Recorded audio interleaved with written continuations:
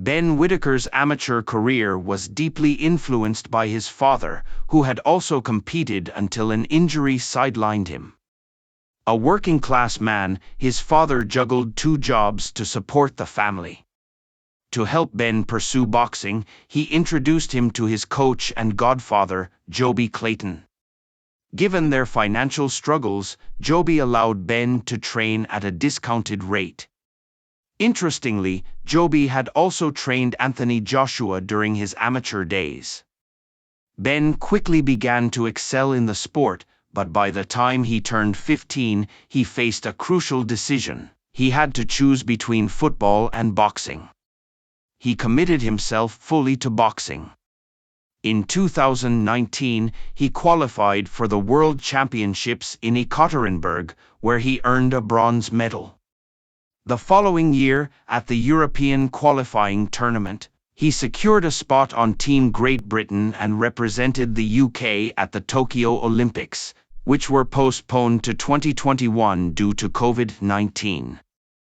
During the Olympics, Ben showcased his talent, easily defeating Brazil's Kino Machado in the quarterfinals and outpointing experienced Russian Imam Cave in the semi-finals. However, in a tightly contested final, he lost by decision to Cuban Arlen Lopez. This led to controversy when Ben refused to wear his silver medal at the ceremony, feeling he had let down his country by not winning gold. He later expressed regret for this decision, stating, "I did it for all my compatriots. I should have put that beautiful silver medal around my neck and smiled, because it wasn't just for me." In the heat of the moment, he promised to return for another shot at gold, but after reflecting and discussing with his family and team, he ultimately decided to turn professional. Whittaker made his professional debut shortly thereafter. Ben Whittaker made his professional debut on July 30, 2022, in Bournemouth, UK. He trained for this first fight under Sugar Hill Steward at the renowned Kronk Gym in Detroit, founded by the legendary Emanuel Steward. To understand the professional boxing landscape, it's important to note its unique structure, which has existed for centuries. Within this ecosystem, there are boxing superstars, regular boxers, and at the bottom, journeymen. Each plays a vital role, supporting one another.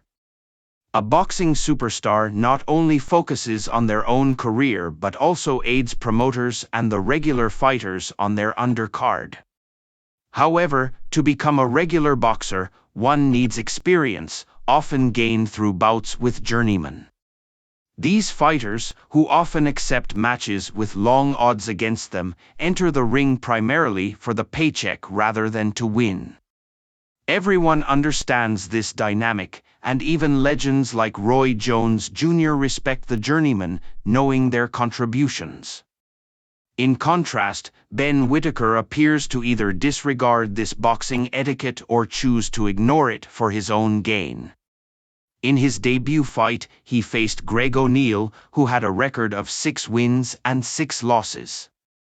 Standing 11 centimeters taller with a reach of 191 centimeters, Ben took an aggressive stance and quickly overwhelmed O'Neill with his lead hand. At one point, he playfully lifted Greg as if he were a bride, visibly irritating his opponent. Ben then began to entertain the crowd with flashy uppercuts and body shots that clearly affected O'Neill. In the second round, a solid right cross sent Greg crashing to the canvas. Less than a month later, despite suffering a shoulder injury during training, Whittaker fought on the undercard of the Anthony Joshua rematch in Saudi Arabia. His opponent was Croatian Pinoich, whom Ben had previously defeated by TKO in an amateur bout. Although injured, Ben fought cautiously, staying at a distance and picking apart Pinoich, who seemed outmatched. The fight went the distance, and Ben won by unanimous decision. After a nearly year-long recovery, Ben returned to the ring on May 6, 2023, against fellow Brit Jordan Grant, who had lost to Tommy Fury 2 years prior. In leopard print robes and shorts, paying homage to Nazim Hamed, Ben moved with cat-like grace, targeting Jordan with jabs and brutal body shots. He relentlessly attacked, sending Grant to the canvas with a combination, and his corner eventually threw in the towel early in the third round. On July 1, 2023, at the Manchester Arena, Ben faced Slovak fighter Vladimir Belinsky, the most experienced opponent of his career up to that point. In this 8-round bout, Ben came out strong, pressuring Belinsky and knocking him down in the third round with a powerful right hand.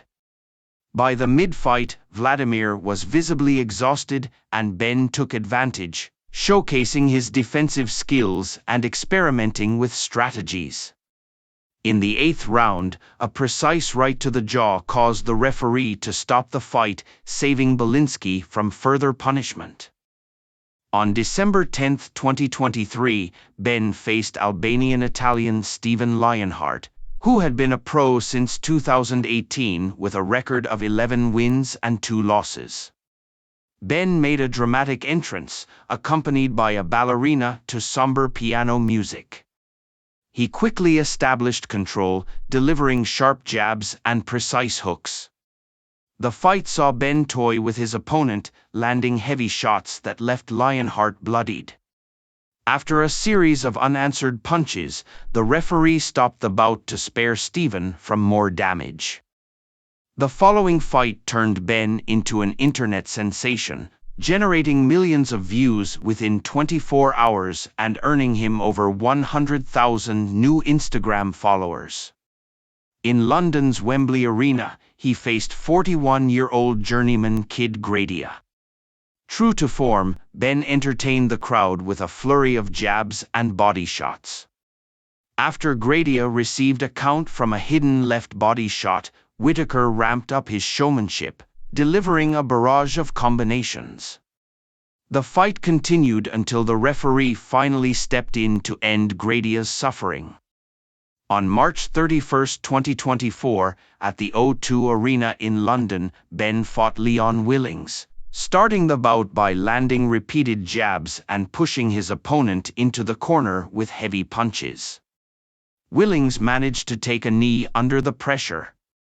Although he attempted to defend himself, each time he touched the ropes, Ben capitalized with powerful combinations.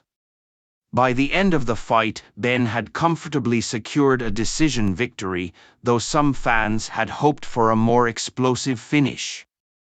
On June 15, Ben faced undefeated Nigerian puncher Ezra Ara, who had won 10 of his 12 fights by knockout, albeit against weaker opponents. This was Ben's first 10-round fight and his initial chance at a professional title. Ezra attempted to surprise Ben with sudden attacks, but Whittaker countered effectively. By the fight's halfway point, the Nigerian seemed to be merely surviving under Ben's relentless pressure. In the later rounds, Ben delivered a liver shot that left Ezra dazed and retreating, controlling the bout from start to finish without shifting into high gear. As you can see, while Ben is exceptionally fast, his showboating often obscures a tactical understanding of how to finish opponents. He possesses the physical tools, but whether he can harness them effectively remains to be seen. His next fight could either define his career or propel him into a new phase as a boxer on October 12. In 2024, on the undercard of the Dmitry Bivol vs. Urbia fight, Ben Whittaker defended his IBF International Light Heavyweight title against Liam Cameron. Despite Cameron's record of 23 wins and 6 losses, he posed a tougher challenge than Ben's previous opponents, having competed for several minor titles, albeit winning only one.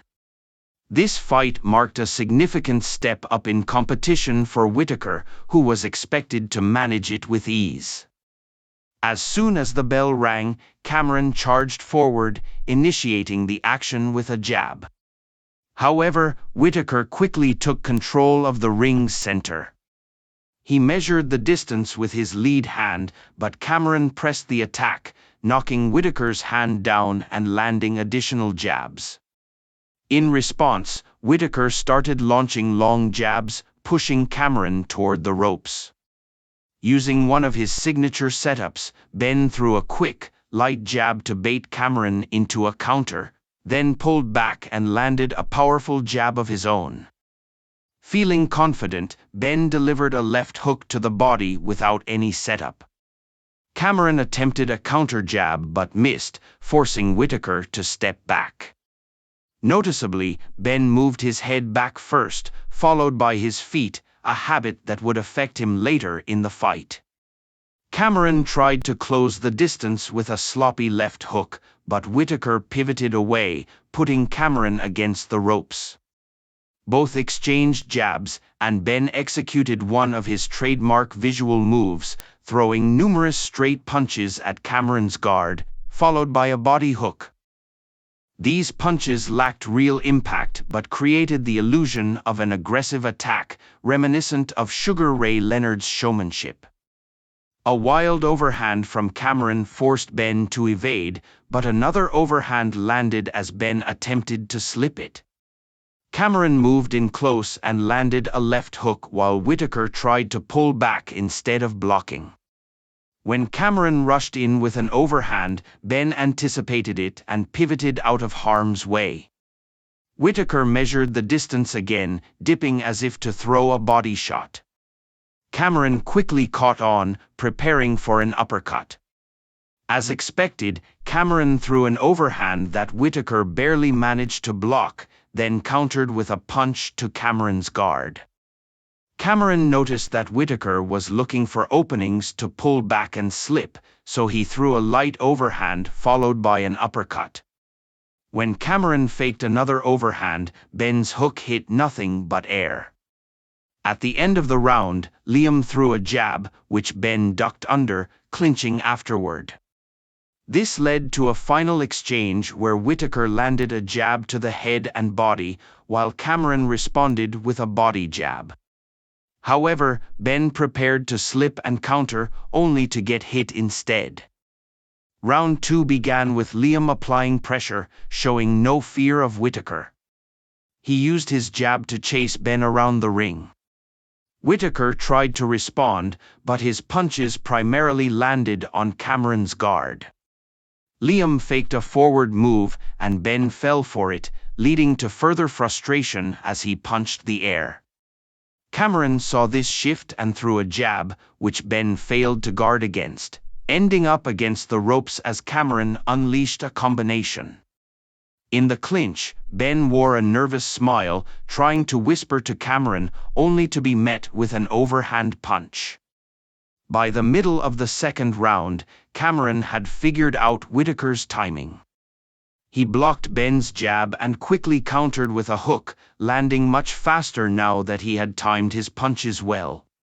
Whittaker continued to hit Liam's guard with straight punches, but the effect was clear. When Cameron countered, Ben's head snapped back, and he pivoted away, taking damage while exhausting himself with unnecessary movements.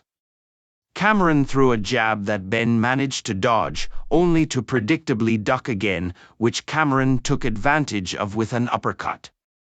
It was evident that Ben was preparing to pull back for a straight punch, and Liam capitalized with a light jab to Ben's body, causing Whittaker to lose his composure. Frustrated, he threw air punches, only to be smacked on the back of the head. In an attempt to feign a body shot, Ben ducked but was met with a blocked hook from Liam. Instead of capitalizing, Ben began dancing around, moving back toward the ropes.